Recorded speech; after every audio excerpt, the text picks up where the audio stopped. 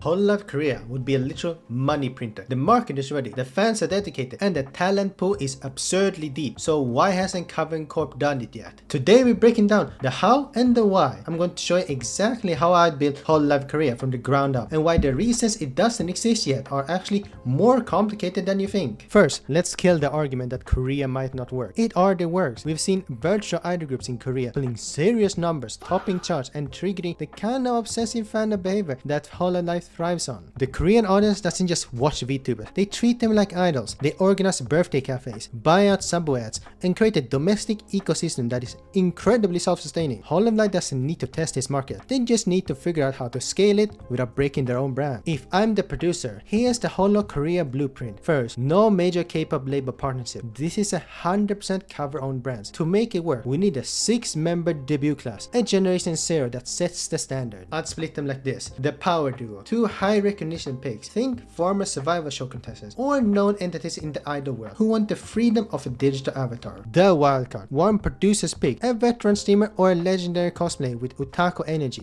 who can bridge the gap between idol culture and gaming culture. The new blood, 3 open audition slots to find those hidden gems who fit the Hololive vibe. That means KR first streams, but with bilingual bridges. Some of these talents ideally need to speak Japanese or English to interact with existing Hololive members. We'd establish a dedicated music pipeline for high production K-pop style music videos, and most importantly, a day one clip and subtitle pipeline so that the global Kaigai Nikkis can fall in love with them instantly. So why hasn't Cavern Corp done it yet? If the money is there, why the wait? The reasons are boring but true. Launching a brand isn't just about hiring girls, it's about hiring managers, compliance officers, tech support, and local PR teams who speak the language and understand the culture. Cover's brand is high floor. If they can't guarantee a 10 out of 10 launch, they ride away. And let's be real here, Korean online discourse moves fast and it can get really intense. Just look at K-pop. A single cultural nuance or a mistranslated joke can poison launch in 24 hours. Cover is famously risk averse when it comes to international drama. Finding someone who can sing like an idol,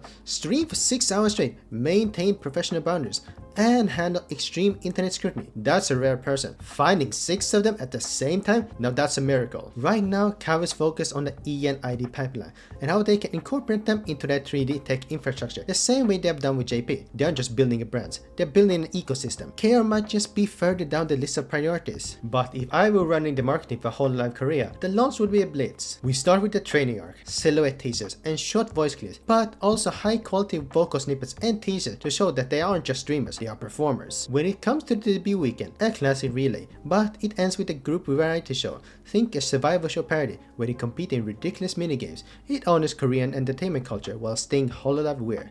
I would also have them debut with an original song. After the 60-day mark, and they have built up a bit of a fan base, another high budget original song, a 3D teaser, and the first major cross-branch collab with JP or EN members to cement as part of the family. Now for my hot take. A partnership with a major K-pop agency is a trap. Look, I get it. A label like Hive or SM would bring the venues and the sponsors, but K-pop agencies optimize for control. They want the polished and perfect brand. VTuber wins because of freedom. We love the scuff, the unscripted moment, and the intimacy of a live stream. If you put Hololive under a major K-pop label's thumb, you risk sterilizing the very thing that makes us watch. We don't want a virtual idol that feels like a PR script. We want a Hololive talent who happens to be world-class idol. Hololive Korea is an if, not a when. But the how is what matters most. But what do you think? Would you want the Hololive Korea brands to be strictly idol focused like Regilos? Or would you prefer the streamer chaos of the early Hololive days? And is 6 members too many or just right? Let me know in the comments, and I'll see you in the next one.